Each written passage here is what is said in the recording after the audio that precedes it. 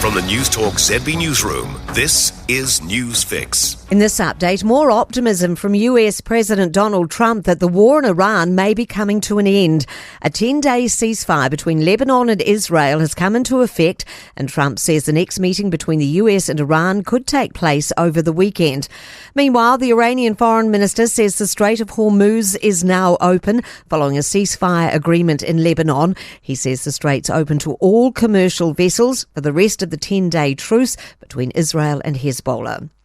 Clothing stores, restaurants, cafes and bars are bearing the brunt of surging fuel prices.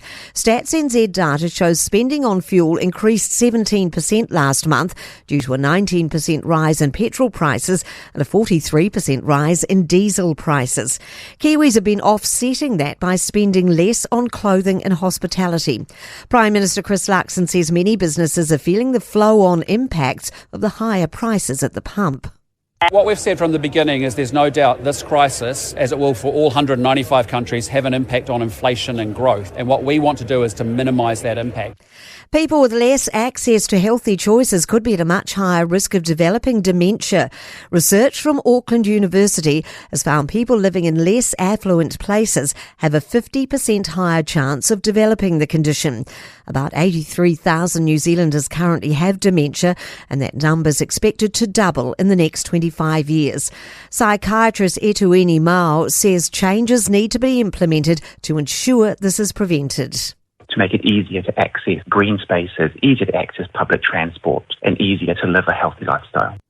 Police are advising residents in the Bay of Islands not to be alarmed as planned search and rescue personnel operations take place over the weekend.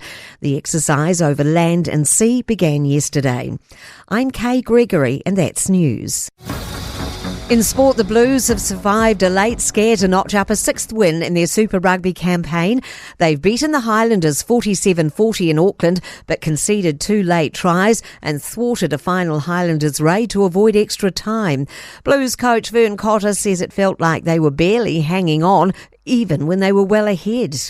Context of that is we got 3 guys back and they haven't played for a while, and we got them out. We've got guys that are first year at the club that are getting experience, and we did enough to win. There are always going to be games like that in a season of rugby, and we'll have a good look at ourselves and move on.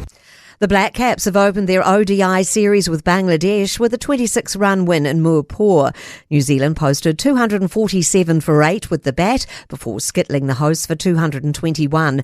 Blair Tickner ripped through the Bangladesh tail, taking 4 wickets in 3 overs. That's sport. For more news, listen to Newstalk ZB on the free iHeart app.